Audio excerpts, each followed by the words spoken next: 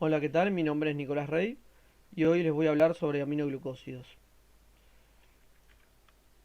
Bien, para encarar esta clase de antibióticos, sí vamos a hablar de los temas que se van a llevar a cabo, los distintos títulos grandes que serían las generalidades, cuáles son, mecanismos de acción, espectro antimicrobiano, su farmacocinética, sus efectos adversos, sus usos terapéuticos y por último, una diapositiva que engloba conceptos importantísimos que la diapositiva resumen.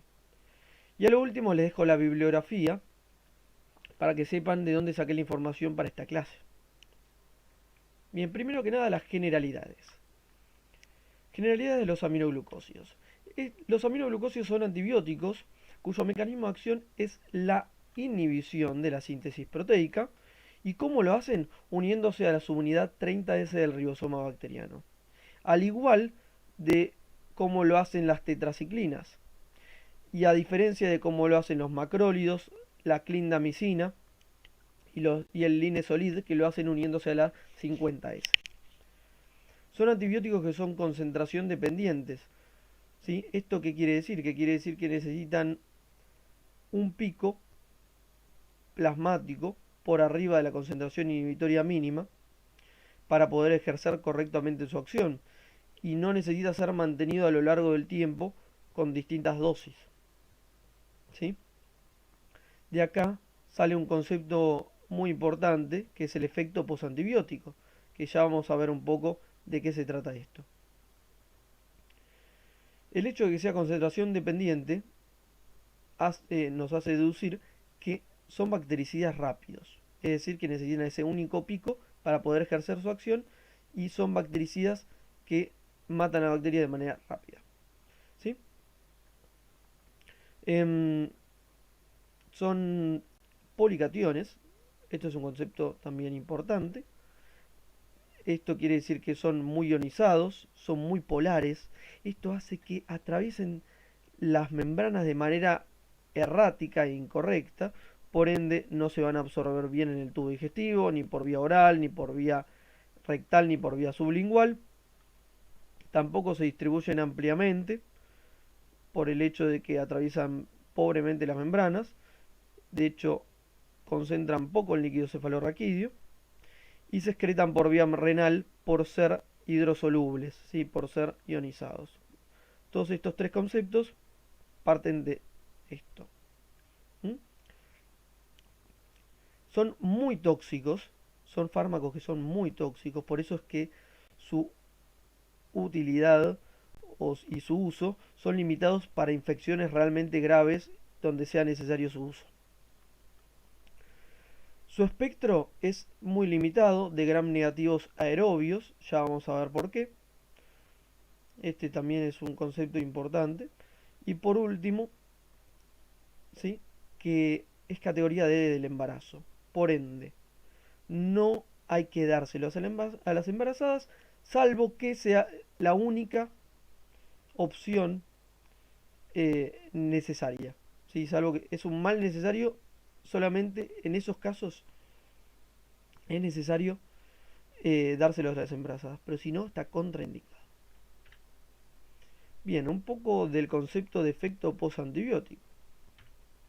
Primero que nada vamos a describir un poco este gráfico, donde vemos que es un gráfico de concentración plasmática en función del tiempo.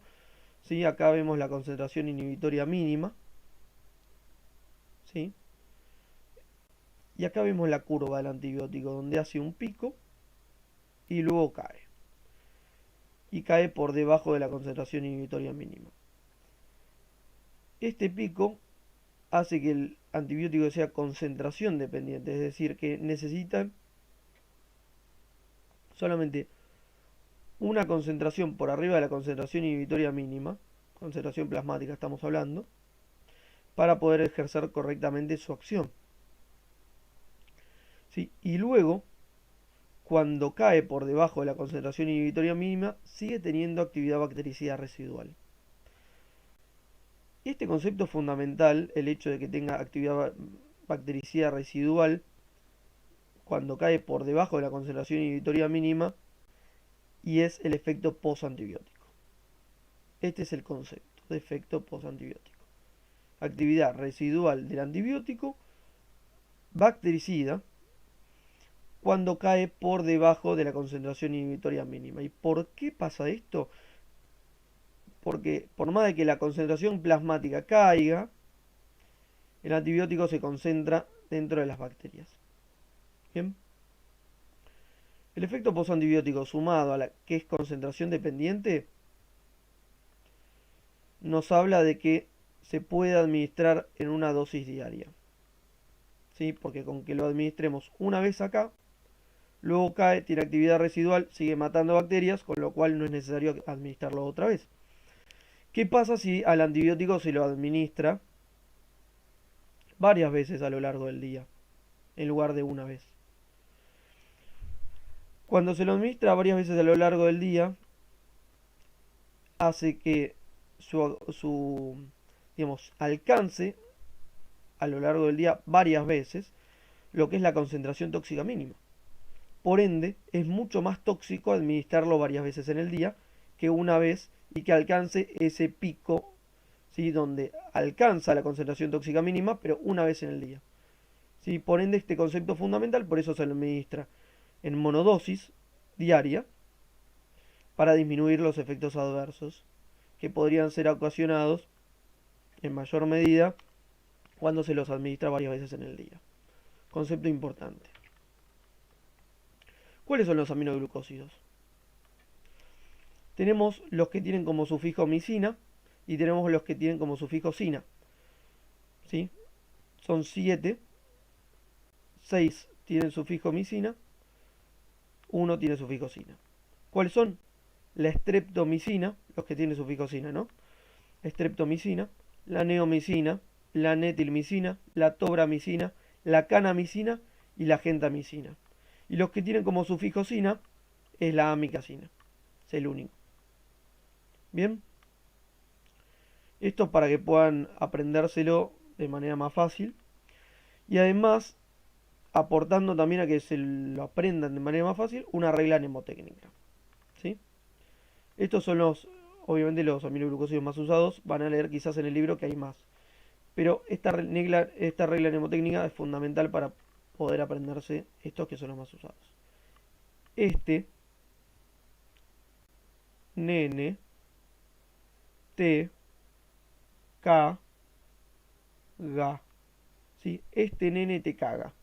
¿Sí? Y acá vemos una imagen de la regla mnemotécnica para que la podamos fijar mejor. Bien, este nene te caga. ¿Cuál es el mecanismo de acción de los aminoglucósidos? Acá vemos un bacilo gram negativo. ¿Sí? Recuerden que su espectro es limitado a gram negativos aerobios. Ya vamos a ver por qué. Acá estamos viendo un gram negativo. Llega nuestra amiga la lupa para poder facilitarnos el hecho de que podamos ver la pared bacteriana que está acá y su citoplasma. ¿Cómo está formada la pared bacteriana? Está formada por una membrana externa, la gram negativa estoy hablando, una membrana externa compuesta por la membrana fosfolipídica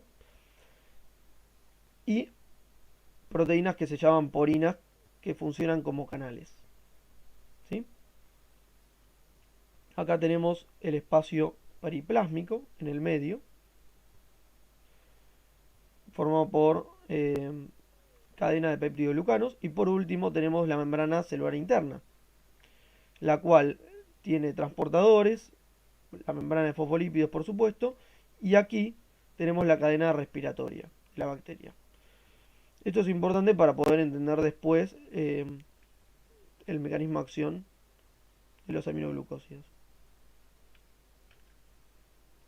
Bien, empezamos con el mecanismo de acción. Acá tenemos el aminoglucósido que lo primero que hace es atraviesa la porina sin necesidad de energía, ¿sí? Difusión pasiva a través de la porina es lo primero que hace, llega al espacio periplásmico, que lo que hace, llega a un transportador, de alguna manera necesita de energía para poder pasar, porque tiene las puertas cerradas, y para eso es necesario la cadena respiratoria.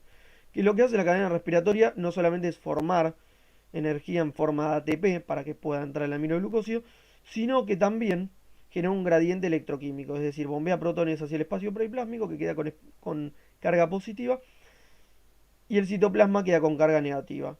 El aminoglucósido, como tiene muchas cargas positivas, se repele con el espacio periplásmico cargado positivamente y entra al citoplasma atraído por las cargas negativas de este. Entonces, de esta manera puede entrar. Antes que nada, les quería decir que un concepto fundamental para poder entender por qué el espectro es reducido para bacilos gram negativos aerobios fundamentalmente. ¿Y por qué aerobios? Por esto. Porque el aceptor de la cadena de electrones, el único aceptor es el oxígeno. Como el aceptor es el oxígeno, para que digamos, para que funcione toda esta cadena de electrones, para que se genere un gradiente electroquímico y para que se forme el ATP, es necesario el oxígeno. Por ende, sin el oxígeno, el aminoglucósido no puede entrar. ¿Sí? Entonces, vemos que el aminoglucósido entra. Y esta es la fase 1 dependiente de energía, cuyo aceptor de electrones es el oxígeno y eso es fundamental para poder entender por qué solamente cubren aerobios. ¿Sí? Fundamental. Y esta fase 1 que dependiente de energía, que es por la cual el aminoglucósido entra y atraviesa la membrana interna, es limitante de velocidad. ¿Y esto qué quiere decir que sea limitante de velocidad? Quiere decir que hay varias cosas, varios factores que inhiben la entrada de los aminoglucósidos y lo enlentecen, ¿sí? Inhiben esta fase dependiente de energía. ¿Cuáles son? Los cationes divalentes, es decir, que tienen valencia 2, como puede ser el calcio y el magnesio, la hiperosmolaridad, el pH bajo, y esto que es fundamental, que es la anaerobiosis. ¿Sí? En bacterias anaerobias, los aminoglucósidos no funcionan. Fundamental concepto. Bien, sigamos. Acá tenemos al ribosoma bacteriano, porque una vez que entró al citoplasma, lo único que queda hacer es inhibir la síntesis proteica. Entonces, lo que va a hacer es unirse a la subunidad 30S del ribosoma bacteriano. ¿Sí? Y acá lo vemos. Se une a la subunidad 30S del ribosoma bacteriano inhibiendo la síntesis proteica. ¿Y qué hace inhibiendo la síntesis proteica? ¿Cómo lo hace? Por un lado, interrumpe, ¿sí?, la traducción del ADN mensajero. ¿Sí? Lo interrumpe y además forma proteínas aberrantes. Estas proteínas aberrantes lo que hacen es insertarse en las membranas bacterianas, tanto en la externa como en la interna. De esta manera, lo que hacen es aumentar la permeabilidad de estas membranas y de la pared bacteriana de gram negativas, y de esta manera puede entrar más cantidad de aminoglucósidos de manera más fácil. Hay una fase 2 dependiente de energía que nombra el Goodman edición 12, que el 13 no nombra, la edición 13 no la nombra, que es la fase 2 dependiente de energía, que no se sabe bien cómo es el fundamento, pero que se da por esta inserción de proteínas aberrantes en las membranas, fundamentalmente en la interna. Bien. Fundamental que sepan este mecanismo de acción. Fundamental. Esto es un concepto básico. Espectro antimicrobiano. ¿Para qué sirven los aminoglucósidos? ¿A qué le dan? Fundamentalmente, como dijimos, y volvemos a repetir, ¿sí?, son los bacilos gram negativos fundamentalmente aerobios. ¿Sí? Aerobios. Fundamental concepto. Y entre los cuales tenemos algunos que es importante recalcar. La pseudomonas aeruginosa, fundamental, que cubren pseudomona, fundamental, ¿sí? Y entre los que, digamos, los más importantes que cubren pseudomonas son amicacina y tobramicina. son los que cubren pseudomonas. ¿Sí? Importante. Después hay otros bacilos gram negativos, aerobios como puede ser Klebsiella, Serratia, etcétera. ¿Sí? Y aparte de los bacilos gram negativos, ¿qué más cubren? Cubren Mycobacterium tuberculosis, ¿sí? Y esto es un concepto también importante. Fundamentalmente la streptomicina, que es la primera línea para tuberculosis, ¿sí? La micacina y la kanamicina se pueden utilizar, pero fundamentalmente la streptomicina, que es primera línea, nunca como monoterapia, siempre acompañado de otro antibiótico, ¿sí? Concepto también importante. Y por último, los gram positivos, ¿sí? Nunca como monoterapia, siempre con antibióticos contra pared, ¿sí? Con antibióticos que inhiban la síntesis de pared, como puede ser los beta-lactámicos, como la penicilina, o los glucopeptídeos, como la vancomicina. Bien, porque es que necesitan de los antibióticos que inhiban la síntesis de pared para poder actuar sobre las gram positivas. Porque las gram positivas tienen una pared de peptidoglucano muy gruesa, que es impermeable a los aminoglucósidos, y por eso es que es necesario que antibióticos que inhiban la síntesis de pared aumenten la permeabilidad para que puedan entrar los aminoglucósidos. Y de esta manera, como los dos colaboran entre sí, ambos antibióticos, tanto los aminoglucósidos como los antibióticos contra pared, tenemos el concepto de sinergismo, ¿sí? Hacen sinergia. Por último, cabe recordar este concepto fundamental. Nunca, nunca en infecciones que, cuya causa sean microorganismos anaerobios. Nunca, ¿sí? No, no cubren anaerobios. Fundamental. Farmacocinética.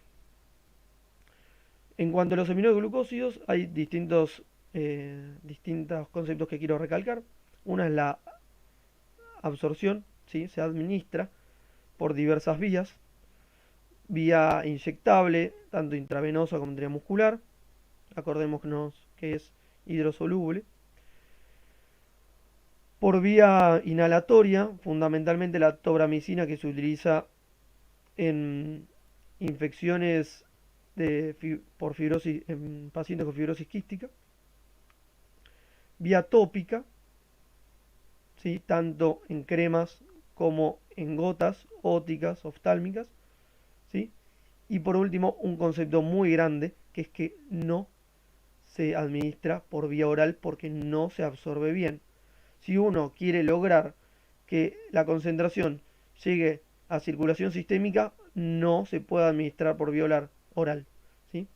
Hay excepciones de que se administran por vía oral, pero nunca alcanzan circulación sistémica. Bien, se distribuyen fundamentalmente, concentran acá en la corteza renal, acá señalada con este cuadradito y esta flecha, que concentran en corteza renal, concepto fundamental, y concentran también en endo y perilinfa. Estos dos conceptos son fundamentales, ¿sí? Porque acá se acumulan y tienen una vida media mucho mayor que la vida media plasmática, 6 a 7 veces más, ¿sí? Con lo cual, de acá podemos deducir los efectos adversos, ¿sí? Importantísimo concepto, importantísimo. Con respecto a otras cosas de la distribución, se une con baja unión a proteínas plasmáticas, porque es muy hidrosoluble y circula en plasma. Tiene una vida media de 2 a 3 horas. Recordemos que acá tiene una vida media mucho mayor. Tiene un volumen de distribución bajo, con más o menos aproximado del volumen de líquido extracelular, debido a que atraviesan poco las barreras. De hecho, atraviesan poco la barrera hematoencefálica, concentran de manera baja en líquido cefalorraquídeo, ¿sí? Tienen baja concentración allí. Y otro concepto importante es que pasa en la placenta, ¿sí? Pasa en la placenta, por ende son tóxicos para el feto y no hay que darlos en la embarazada. ¿Se metabolizan? No, no se metabolizan. Y se excretan por vía renal, ¿sí? porque son hidrosolubles. Y hay que ajustarlos en insuficiencia renal porque es mucho más tóxico en pacientes con insuficiencia renal porque la vida media es mucho mayor. ¿Sí? Este concepto es el que quiero que se lleven a sus casas, que concentra y se acumula en la corteza renal, acá señalada con la flecha, y en la endo y la perilinfa, que son los líquidos del oído interno. Importantísimo este concepto, que nos ayuda a poder entender los efectos adversos. ¿Sí? Bien, efectos adversos.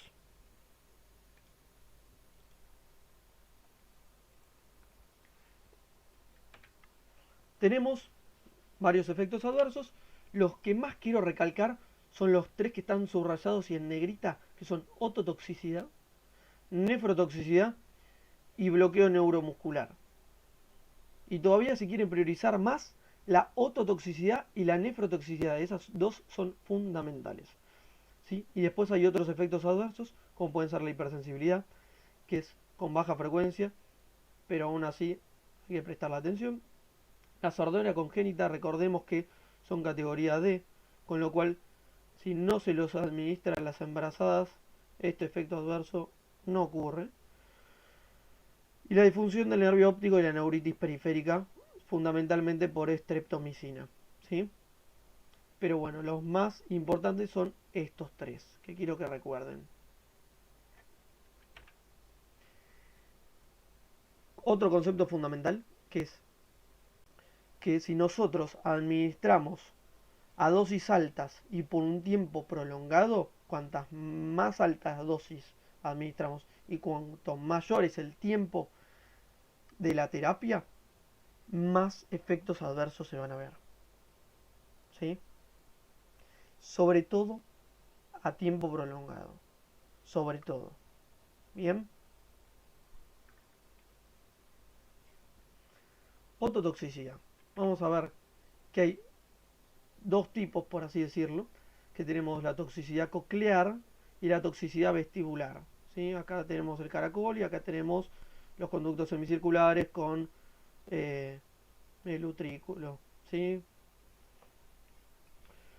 Bien, tenemos que tener en cuenta que la toxicidad coclear está dada por afectación de las células ciliadas que están presentes dentro de lo que sería la rampa media, en el oído interno, dentro de la cóclea, y es porque son muy sensibles a los aminoglucósidos. Pero no solamente hay un concepto que es importante, que es que primero la toxicidad es reversible.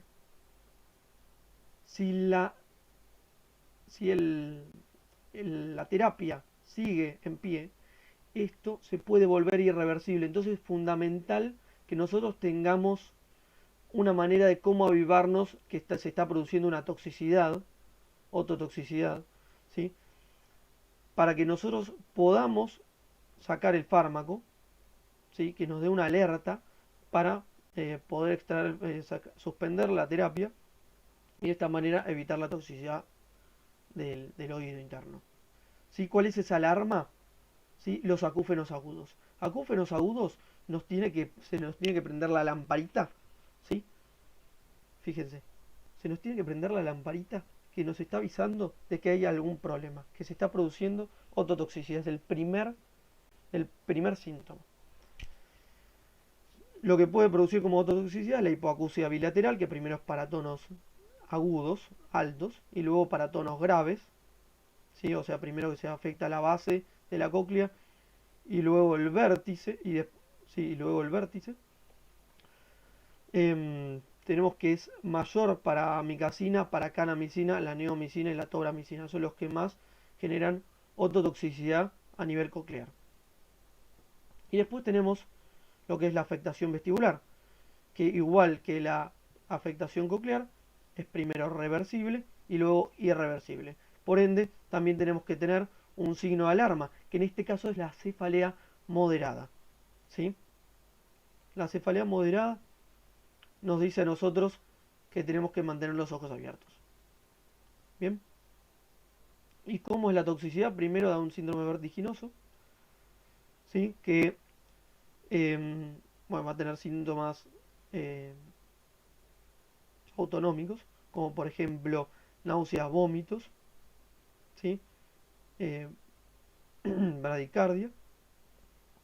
Después vamos a tener que eh, va a haber vértigo y va a haber nistagmus dentro de lo que es el síndrome vertiginoso. Y como segundo, en segunda instancia, si persiste la terapia, ¿sí? Vamos a tener la bronquitis crónica con signos de ataxia. ¿Bien? ¿Quiénes, o sea, qué aminoglucósidos son los que más generan toxicidad vestibular? Fundamentalmente la streptomicina. Esto es muy importante, la streptomicina es la que más genera toxicidad vestibular. Y luego la gentamicina y la tobramicina. Bien. Nefrotoxicidad.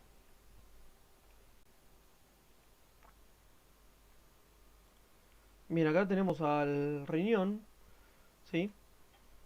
Fundamentalmente la corteza renal, que acordémonos que concentra en corteza renal, y acá tenemos esquematizado un túbulo con torneo proximal, ¿bien?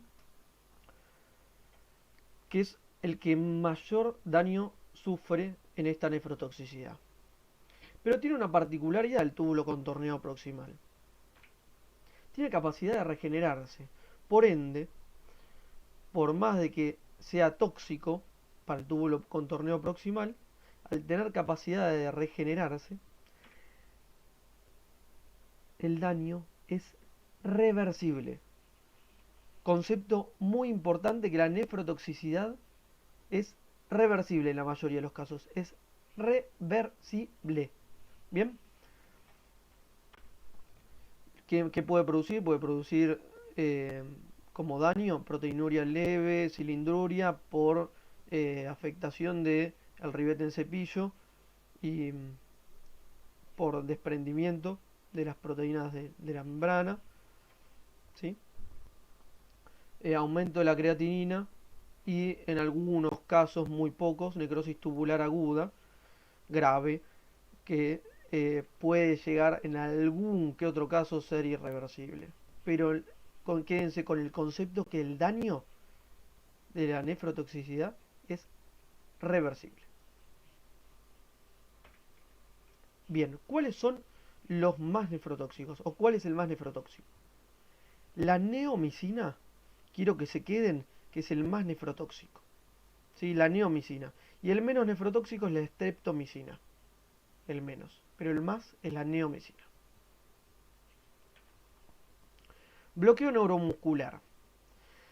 Vamos a ver un poco fisiológicamente cómo ocurre el potencial de acción y demás en la placa neuromuscular. Acá tenemos lo que es la neurona, acá tenemos el terminal sináptico, acá tenemos el canal de calcio, esto es el calcio, y acá tenemos las vesículas, ¿sí? Sinápticas que contienen acetilcolina. Bien, y acá tenemos el músculo con los receptores de acetilcolina. Entonces, se produce el potencial de acción. Llega el estímulo para que el calcio entre por su canal. El calcio estimula a las vesículas. Las vesículas se activan y van hacia la membrana. Se fusionan con la membrana y liberan acetilcolina, que luego salen a la brecha sináptica, se unen a sus respectivos receptores y estimulan al músculo para que se produzca el potencial de acción y la contracción muscular. Bien, esto es lo que ocurre fisiológicamente. Vamos a ver qué pasa cuando hay presencia de un aminoglucósido dentro de la neurona.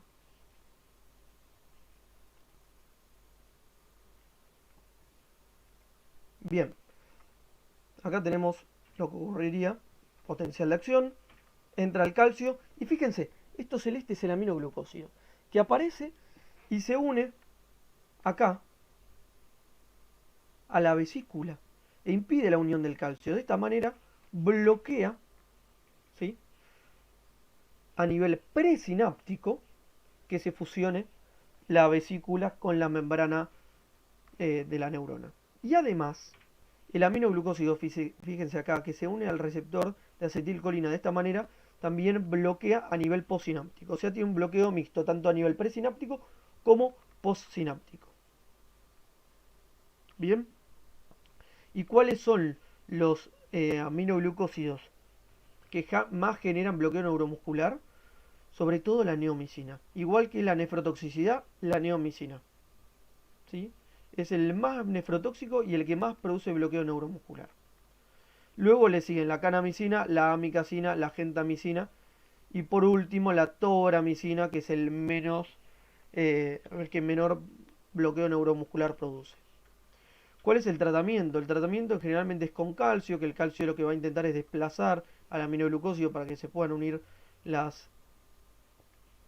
a las membranas de la neurona, ¿sí? Y además se le puede agregar un inhibidor de la acetilcolinesterasa, que recuérdense que es la enzima, la acetilcolinesterasa, sobre todo la periférica, ¿no? Porque esto es a nivel periférico, que degrada la acetilcolina, con lo cual agregar un inhibidor de la acetilcolinesterasa, hay más acetilcolina en la brecha sináptica y de esta manera intenta desplazar a los aminoglucósidos que se unen a nivel postsináptico. ¿Sí? ¿Cuál es un ejemplo de estos fármacos? Es la neostigmina. Bien. Generalmente los pacientes que más son vulnerables a este tipo de bloqueo neuromuscular son los pacientes con miastenia gravis, sobre todo con enfermedad de la placa neuromuscular. Usos terapéuticos. ¿Para qué se utilizan los aminoglucósidos? Como primera línea, tuberculosis. Esto es fundamental. Primera línea para tuberculosis. Y fundamental que es streptomicina. ¿Sí? Lo que se utiliza como primera línea para tuberculosis. Y siempre combinado con otros antibióticos. Nunca como monoterapia. ¿Sí? Y también es primera línea para peste y tularemia. Se utiliza los aminoglucósidos. Bien, sirve para neumonía intrahospitalarias y sepsis, obviamente en combinación con un beta-lactámico, meningitis por pseudomonas y acinetobacter, peritonitis secundaria, diálisis peritoneal. Hasta ahora todas las enfermedades, todas las patologías estas son graves. O sea, recordemos que es en infecciones graves que se tienen que utilizar aminoglucósidos. Bien, endocarditis infecciosa. Acá tiene que estar en combinación con un antibiótico contra pared, ¿sí? Porque son gran positivos los gérmenes causales de la endocarditis infecciosa en general. Entonces, se utiliza generalmente gentamicina en combinación con una penicilina o con vancomicina. Bien, fundamental este concepto.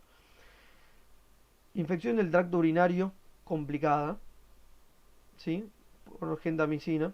Sí, fíjense que todas las infecciones generalmente son graves, en las cuales se usa aminoglucósidos. Por último, el concepto de uso que quiero que se lleven es que hay que restringir el uso a infecciones graves por bacilos gram negativos aerobios. ¿Sí? Este es el concepto. ¿Por qué hay que restringirlo? Por su toxicidad. Son muy tóxicos. ¿Sí? Son muy tóxicos y esto hay que tenerlo en cuenta a la hora de medicar con aminoglucósidos. ¿Sí? Concepto importantísimo. Y luego tenemos la diapo resumen, en la cual vamos a ver que primero acá dice que inhibe la síntesis proteica, se une a la subunidad 30S del ribosoma bacteriano, es concentración dependiente y tiene efecto postantibiótico, por ende tiene actividad bactericida, tiene alta toxicidad, ¿sí? Sobre todo a nivel del oído interno, ¿sí? Porque recuerden que concentran endo y perilinfa.